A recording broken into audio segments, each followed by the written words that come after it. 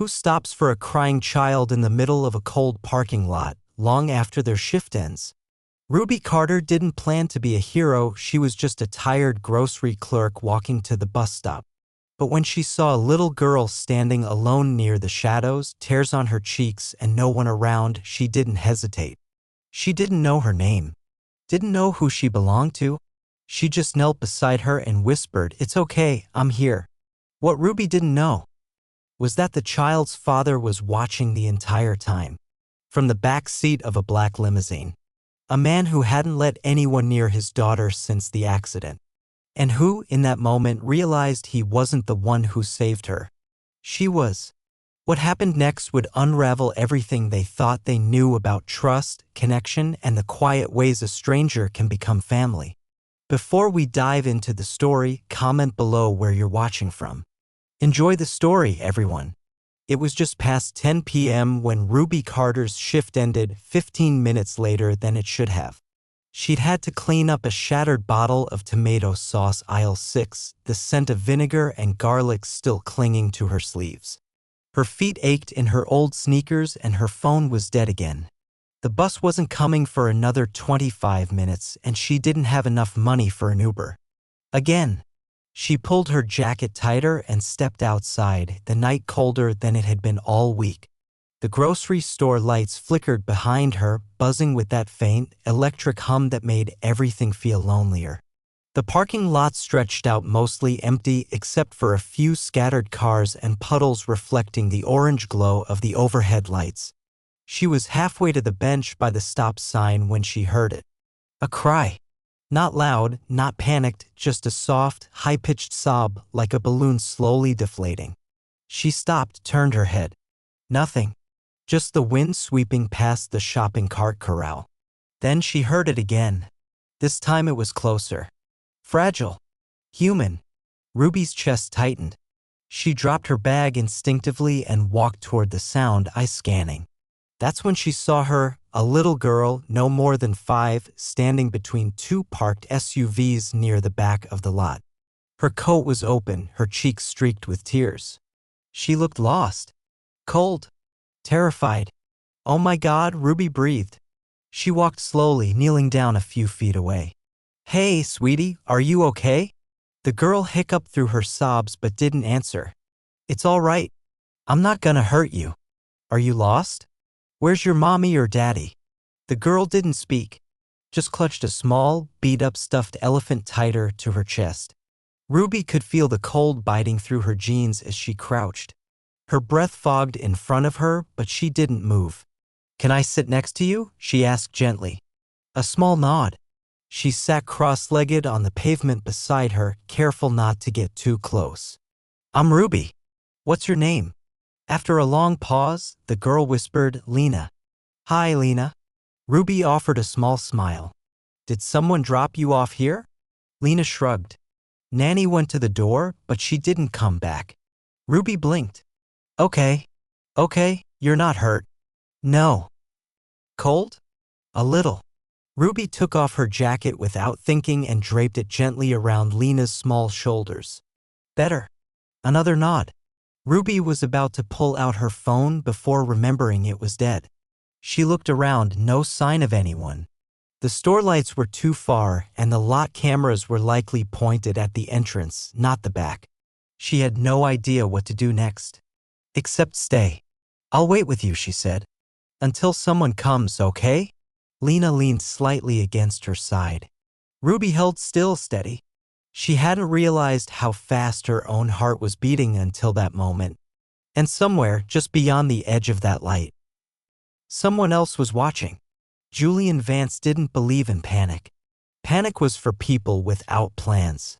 And he'd had a plan. Lena would be escorted from the store exit by her temporary nanny and met directly at the car by his security. Standard protocol. Only the car had been moved, and the nanny had taken too long.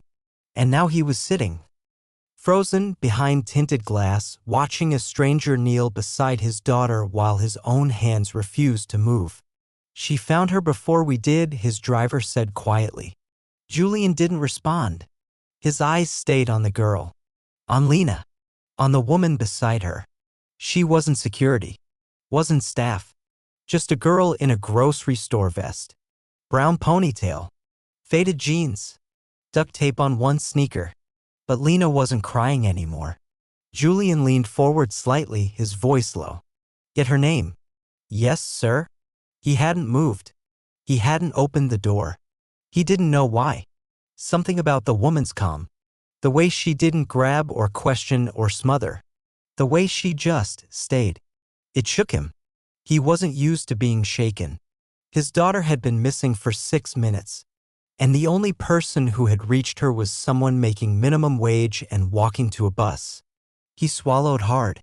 Julian Vance had spent years building an empire, outthinking and outmaneuvering anyone who came close. And yet here, in the middle of a grocery store parking lot, a girl with tomato sauce on her sleeve had done what he couldn't. She showed up. Ruby stayed with the little girl until the headlights returned. At first, she tensed, instincts kicking in.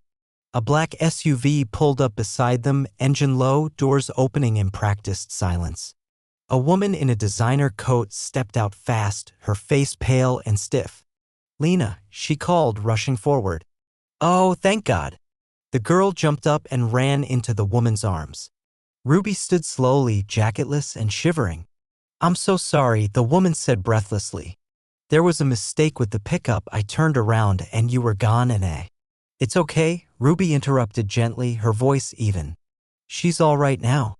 The woman turned to her, blinking, clearly surprised to see someone who didn't look like part of the staff. Who are you? Just a cashier, Ruby said with a shrug. I work inside. I saw her crying. The woman opened her mouth to say something else, but the back door of the SUV opened and someone stepped out. A man. Tall, dark coat, clean lines, quiet steps. Ruby didn't recognize him, but something about him made her straighten her spine. He had that presence, the kind you feel before you see. Lena immediately reached for him. Daddy. He knelt and scooped her up without hesitation. For a moment, all Ruby saw was the way his hand curled protectively around the back of the child's head. It was almost tender. Almost. Then his eyes lifted and met hers. She didn't look away. Not even when she realized who he was. Julian Vance. She'd seen his face on magazines behind the register, in headlines scrolling through TVs at the customer service desk. Tech mogul. Billionaire. Tragedy 2 years ago. Wife lost in a crash. Reclusive ever since. And now just a father holding his daughter. I want to thank you, he said, his voice low and clear. No need, Ruby replied. She was scared. Anyone would have helped. His eyes flicked to her name tag. Ruby. She blinked. How do you know? I pay attention. She wanted to laugh, but it came out as a dry breath. Guess that makes one of us. Julian studied her, not in a condescending way, but like she was a riddle that didn't quite fit the boardroom. You didn't know who she was, he said after a beat. No. And you stayed. Should I have walked away? He said nothing for a moment. Then quietly, most do. That silenced her. The woman, clearly an assistant, stepped forward. Mr. Vance, I give her something, Julian said simply. She's cold. The woman hesitated, then opened the back seat and pulled out a heavy coat, not Ruby's, but one of Julian's. He handed it to her himself. She took it slowly, awkwardly. This is probably worth more than my rent. Then consider it a loan, he said. Lena reached out suddenly from her father's arms, her tiny hand brushing Ruby's. Thank you, she whispered. Ruby's throat tightened. Anytime, kiddo. She turned to go before the emotion showed too much. But Julian's voice followed her. Ruby. She paused. He stepped closer. I'd like to speak with you. Tomorrow. If you're willing. About what? About what kind of person stays. She didn't sleep much that night. She tried. But her body was too tense. Her brain too loud. What kind of person stays? She wasn't used to questions like that. Most days, she wasn't sure what kind of person she was anymore. Just a girl with debt, a worn-out phone, and a brother who called every 3 days from the halfway house. She didn't feel like someone anyone noticed, let alone someone a man like that would remember. So when she woke up the next morning to a note slid under her apartment door, no envelope, just her name in blocky handwriting, her stomach turned before she even read it. This is my number. I'd still like to speak with you. JV. No assistant. No printed letterhead. Just a man asking to talk. Her roommate, Liza, stared at the paper. You're not actually thinking about meeting him, right? I don't know. He's loaded. He could be dangerous. He had a driver and a nanny. Exactly, Liza said, eyes wide. He has people. Which means he doesn't talk to random store clerks unless it's a setup. But Ruby couldn't stop seeing Lena's face. And the way Julian had looked at her, not like she was small or disposable or a mistake. Like she mattered. So 2 hours later, with her hair pulled into a messy braid and her nerves coiled like springs, she found herself standing outside the kind of downtown building that made her feel like she didn't belong just by looking at it. She stepped inside anyway. The lobby was marble and glass and silence. The elevator dinged with the kind of hush that screamed money. She gave her name at the desk. No one blinked. They were already expecting her. When the elevator doors opened, he was already waiting. No assistant. No briefcase. Just Julian Vance in a dark sweater, his sleeves pushed up, his phone in his hand, and a strange expression in his eyes. You came, he said. You asked. He nodded once, then stepped aside. Come in. His office didn't look like she expected. No floor-to-ceiling monitors. No cold, sterile desk. Just books. Real ones with cracked spines and coffee rings on the covers. A framed photo of Lena. A couch that had clearly been slept on. And silence, not the kind that filled empty space, but the kind that waited for something real. He gestured to a chair across from him, but Ruby hovered, uncertain. You sure this isn't a mistake? She asked. Julian raised an eyebrow. Inviting you here? No, me accepting. Let's find out, he said simply, and sat. She followed, perching stiffly on the edge of the seat like someone ready to run. He studied her, fingers laced together. You're not comfortable. You think. A small twitch at the corner of his mouth. Almost a smile. I'll get to the point. Lena doesn't talk to people. She didn't even let her last nanny tie her shoes. Ruby stayed quiet. But she talked to you. Sat beside you. Gave you her name. She was scared. That doesn't matter. She trusted you. I don't know why. But I'd like to. Ruby blinked. Are you offering me a job? Not exactly. A trial. A few days. With her. Supervised. Just to see. See what? If you're the kind of person who changes things. She laughed, but there was no humor in it. I can't be a nanny. I work nights. I have no training. You were calm. You were kind. And you didn't ask for anything in return. She stood. I didn't save her for you. I know, he said, standing too. That's why I'm asking. That stopped her. Because his voice wasn't smooth. Wasn't persuasive. It was honest. It scared her more than charm ever could. The next morning, she showed up at the brownstone address he gave her, fancy but not flashy. Quiet street. Private entrance. No press. Just a single door and a man who opened it with a look that said he hadn't slept. Julian stepped back to let her in. You really came. Ruby exhaled. Don't make me say I'm regretting it yet. Inside, the air smelled like vanilla and old wood. Lena was sitting on the rug in the living room building something that looked like a spaceship out of blocks. When she saw Ruby, she froze. Then stood. Hi, Ruby said softly. Lena walked over. Did you bring the coat? Ruby smiled. Yours now. Julian, from behind, cleared his throat. Lena, do you remember what I said? Ruby's here to hang out. Only if you want.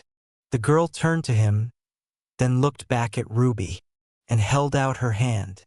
Julian almost dropped the coffee in his hand. They played for an hour.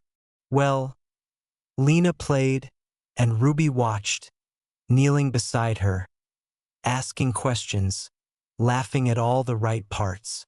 Julian observed from the kitchen, silent but sharp-eyed. He'd seen people fake kindness, He knew what performance looked like. But Ruby didn't perform. She leaned in when Lena whispered. She didn't flinch when her elephant had a torn ear. She didn't ask questions she didn't need answers to. And Lena smiled. Really smiled. That hadn't happened in almost a year. After Ruby left, with a promise to come back tomorrow, Julian stood alone in the doorway, staring at the spot where she'd taken off her shoes. He wasn't sure what was happening, but something was. It became a rhythm. She came every morning for a few hours. Sometimes they painted. Sometimes they sat on the steps and watched the neighborhood dog walkers pass. Sometimes Lena clung to her silently, no words needed. And Julian, he stayed in the background. First. But then he started offering her coffee. Then asking how her commute was. Then sitting in the same room. It was subtle. Uneasy. Like someone learning a language too late in life. But he was trying. One morning, as Ruby helped Lena wash glue off her fingers, Julian leaned against the doorframe and watched them with a look she didn't recognize. Not admiration. Not gratitude. Something more dangerous. Something warm. "You okay?" she asked, wiping her hands on a paper towel. He nodded slowly. "You scare me." She laughed. "That's new. I've built firewalls stronger than most countries," he said, voice quiet. "But Lena let you in like it was nothing. And now I'm not sure how to keep you out." She didn't answer, but she didn't look away. And for the first time, neither did he. It was supposed to be a quiet afternoon. Ruby had taken Lena to the small park 2 blocks away, just for a walk. The girl had her stuffed elephant in one hand, Ruby's sleeve in the other, and they wandered past a fountain with coins scattered in its basin. They didn't see the camera, didn't notice the man with the phone angle just right, didn't think twice about Lena reaching up, brushing Ruby's cheek with a dandelion, and Ruby laughing like someone who hadn't laughed freely in too long. The post went up an hour later. No context, no caption, just Julian Vance's mystery woman? A photo of Ruby crouched beside Lena, tying her shoe. Another of them walking together like a family. Took less than 3 hours to go viral. Julian was in a meeting when his phone started vibrating nonstop. He ignored it until his head of security stepped in without knocking and handed him a tablet. One look, and everything inside him went still. He scrolled. Headlines, theories, threads of speculation, comments dissecting Ruby's clothes, her shoes, the way she bent to meet a child's eyes. She had no idea yet. And when he saw the zoomed-in screenshot of her grocery store name tag, the bile rose in his throat. He stood up fast, already moving. "Get the car. Now." Ruby was sitting on the brownstone steps with Lena when the black SUV pulled up like thunder. Julian stepped out before it fully stopped. She stood, eyebrows raised. "You okay?" He didn't answer right away, just held out his phone. She looked down and froze. The color drained from her face. "Is this real?" she asked. "Yes." "Since when?" "This morning." She stared at the image of herself holding Lena's hand. "Who took these?" "We don't know yet." Her fingers curled. "Why would anyone care about me?" Julian's jaw tightened. "Because you matter. To her. And now to them. The internet doesn't need permission." She shoved the phone back at him like it burned. "I didn't ask for this." "I know. You should have warned me." "I didn't know." But that wasn't enough. Not when her world had been quiet. Not when she'd already spent her whole life being invisible. And now strangers were digging through her social media, commenting on her smile, speculating if she was pregnant or worse after his money. Lena tugged gently on her sleeve. Why is everyone mad at you? Ruby crouched and cupped the girl's face. They're not, baby. They just don't know me. Will they? Ruby didn't answer. She stood and turned to Julian. I need to go. He stepped forward. Ruby. No, she said, sharp this time. Don't try to fix this. You don't get to be the man with all the answers. I'm not trying to fix you. Then let me leave. He didn't move, but his silence was permission. Ruby kissed the top of Lena's head and whispered, You're safe. Always. Then walked away. She didn't sleep that night. Didn't eat. Didn't open her phone. Her roommate found her sitting on the floor in the bathroom, back against the tub, still wearing the coat Julian had loaned her. What happened? Ruby didn't answer. She didn't have the words for how it felt to be suddenly known and still misunderstood. She'd spent her whole life staying small. Safe. Invisible. Now she was a headline. Now they were calling her names. Now they were dragging up her brother's arrest from 5 years ago, her old college photos, the fact that she once tweeted about skipping rent to buy concert tickets. It wasn't fair. It wasn't right. And none of it changed the way Lena had looked at her like she was the safest place in the world. That's what hurt the most. Julian tried everything. He pulled lawyers, sent takedown notices, fired 3 people, offered statements. But Ruby didn't call back. She didn't answer when Lena tried either. And when a security alert showed press loitering near her apartment, he knew he'd done this. He brought the storm to her. And she was weathering it alone. It took him 3 days to find her. Not through his people. Through Lena. She'd drawn a picture of Ruby and taped it to the window. Underneath, in blocky letters. Come back, please. And somehow Julian knew that was his only instruction. Ruby didn't mean to go back. Not really. She was just walking past the diner on 8th and Mercer, the one she used to like before everything exploded. She was cold, her feet hurt, and she hadn't slept in over 30 hours. She ordered tea to go, then changed her mind and asked to sit. The server recognized her. Didn't say anything, just gave a sympathetic smile and pointed to the corner booth. She sat with her fingers wrapped around the cup and stared at the street. And then she wrote something on a napkin, folded it once, left it on the table, walked out without looking back.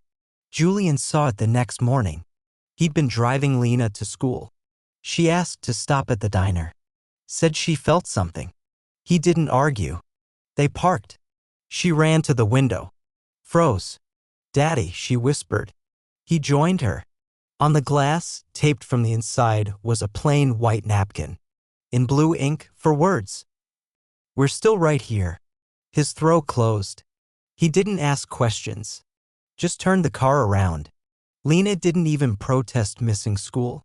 That night, he knocked on Ruby's door. Not with security. Not with flowers. Just himself. Hair damp from the rain. Jacket forgotten.